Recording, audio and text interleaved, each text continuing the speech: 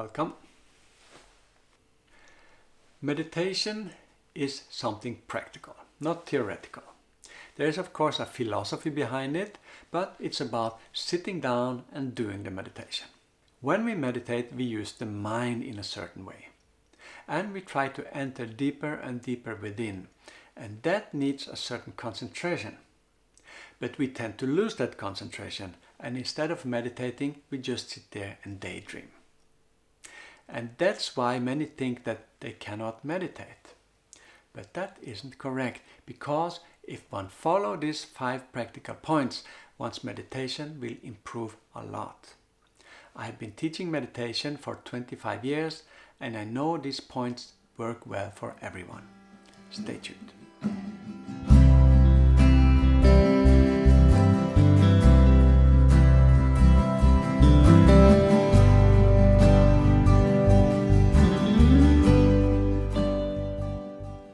The first point is to practice Asana, the yoga postures. Asana has 2 main benefits. They strengthen our nervous system and regulate our hormone balance. Because if there's any weakness in either of them, it will influence our mind and our thinking. The nervous system contains billions of neurons that form long threads which transmit informations between the brain, the organs and the limbs. And there's a lot of information moving back and forth in the form of electric impulses.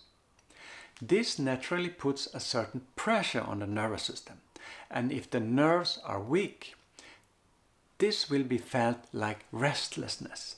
The mind will feel a certain uneasy, restless sensation, but by regular practice of asana, the nerves are strengthened and they become thicker. And thick nerves are strong nerves, while thin nerves are weak nerves. And in a later video, we will take a closer look at this point. From the science of biopsychology, we know that hormones also influence the mind to a great extent. Hormones are produced in the glands, and if there's any weakness in a gland, it will affect the hormone secretion. So the gland either secrete too little or too much hormones. And any such irregularity in the secretion will have a significant influence on our mind and thoughts. For example, if the thyroid gland in the throat secretes too much hormones, the person becomes hyperactive and the mind will be restless. In fact, all the hormones in our body influence our mind and thoughts. And it's needless to say that this may disturb our concentration during meditation. But by regular asana practice, the glands are being massaged and pulled and squeezed and stimulated to produce the optimal amount of hormones. And this will balance the mind so we gain control over the thoughts and we can concentrate and meditate. So asana practice is important for success in meditation. The next point is about food. You may have noticed that some yogis are very selective about their food.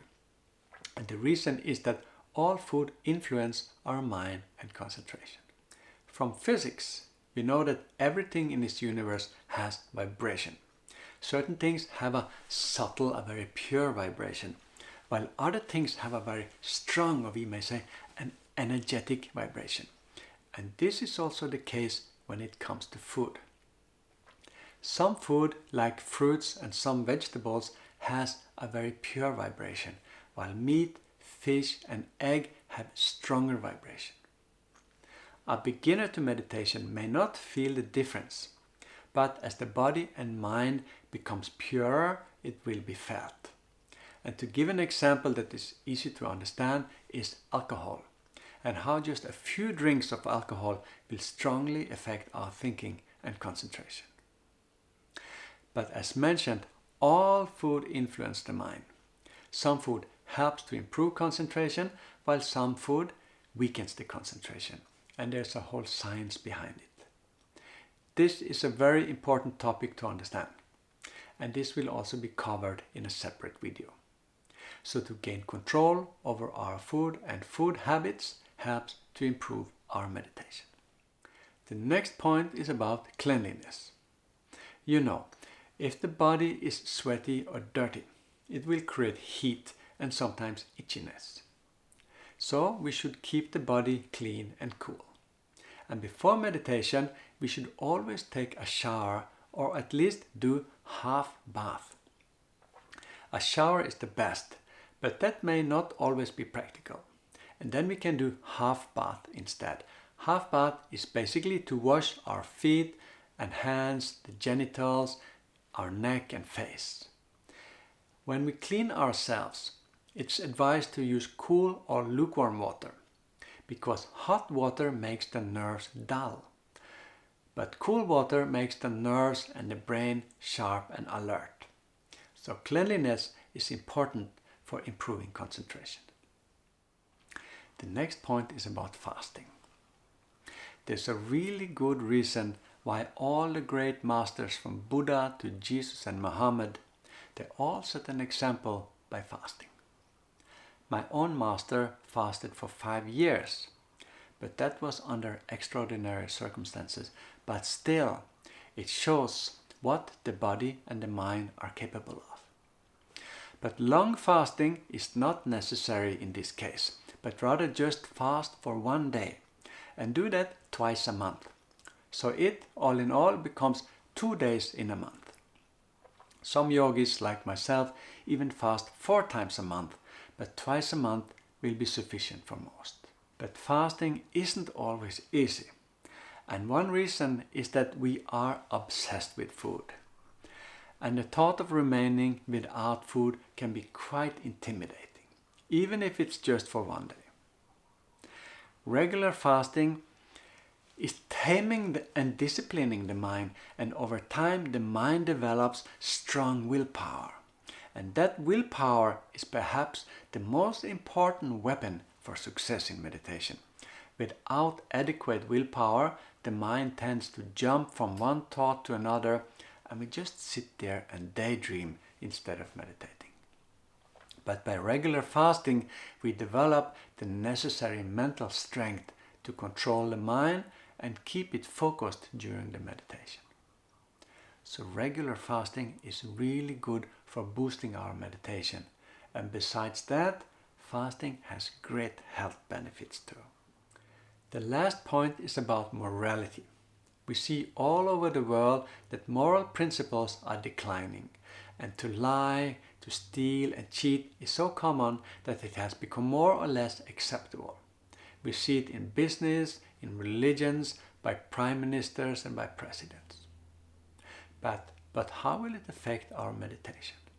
We all have a conscience, and if we act against it, it will create a certain emotion in the mind. And one will also worry that one will be caught, that someone will figure out that one has done something immoral. And that will somehow be embarrassing, right? So all this creates a restless vibration in the mind. And as mentioned, a restless mind can't concentrate well. So to become a moralist is important for success in meditation. And besides that, the world is in great need of moralists. Because moralists have a strong integrity. Their words carry a certain power. So a moralist can inspire lots of people and help to make this tiny planet a better place to live. These 5 points are all important for everyone who meditates. There is indeed other points that could have been mentioned here, and I would love to hear from you what you are doing to improve meditation. What has worked well for you? So please share in the comment section down below. That's all for today. And remember to click that subscribe button down below if you haven't subscribed yet to this channel, or just give it a like to help share this video with a wider audience. So that's all for today. Thank you very much. And the last point, remember, meditation should be practiced every day. Thank you very much.